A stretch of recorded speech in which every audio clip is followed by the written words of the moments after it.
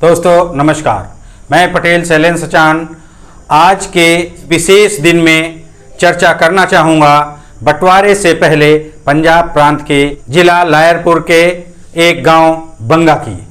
वहाँ एक सिख परिवार रहता था, सरदार अजीत सिंह संधू, जो एक सक्रिय स्वतंत्रता संग्राम सेनानी थे और वो बड़े गंभीर, निडर और साहसी थे। इस परिवार में एक बालक का जन्म हुआ था। उस समय भारत में सभी को ये सिखाया जा रहा था कि आपके एक गाल में अगर कोई थप्पड़ मार देता है तो आप अपना दूसरा गाल कर दीजिए। जब लंगोटी दीनहीन भारत का वैश्विक प्रतीक बन रही थी, वो सिंह गर्जना कर रहा था। वो स्वतंत्रता संग्राम के लिए चंदा नहीं, खजाना लूटने पर विश्वास करता था। उसने सड़कों पर नारे लगाने नहीं, संसद में बम फेंकने का रास्ता चुना। उसे भीड़ जुटाना और मजमा लगाना नहीं आता था, क्योंकि वो एक दहाड़ता हुआ शेर था।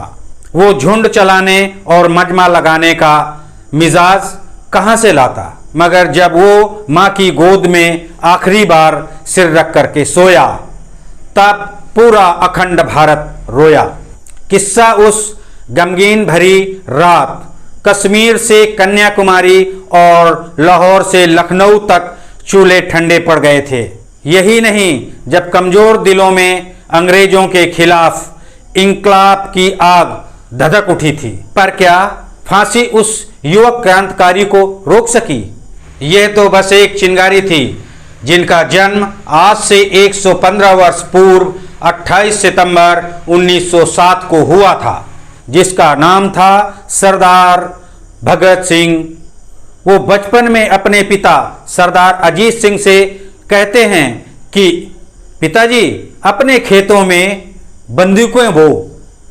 जब ये बंदूकें ज़्यादा हमारे पास हो जाएंगी तो अंग्रेजों से मुकाबला करना हमें आसान हो जाएगा। किशोरा अवस्था में उन्होंने स्वामी विवेकानंद, गुरु नानक देव, दयानंद सरस्वती, रविंद्रनाथ ठाकुर जैसे तमाम भारतीय विद्वानों की ढेर सारी रचनाओं का अध्ययन किया। बहुत कम लोग जानते हैं कि सरदार भगत सिंह की वजह से ही भारतीय साहित्य के इतिहास की तुलना में अहिंसा बनाम शौर्य का पड़ा बराबर रहा।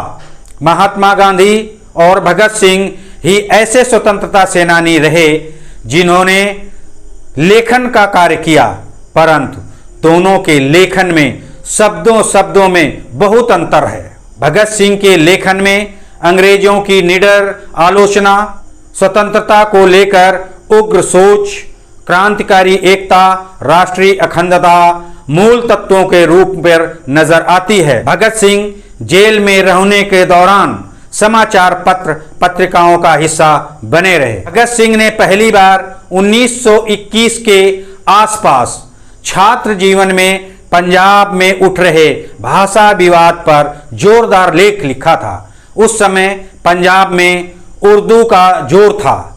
तब लिखा था, हमारे सामने वैज्ञानिक सिद्धांतों पर आधारित हिंदी लिपि विद्यमान है, फिर उसे अपनाने में हिचक क्यों?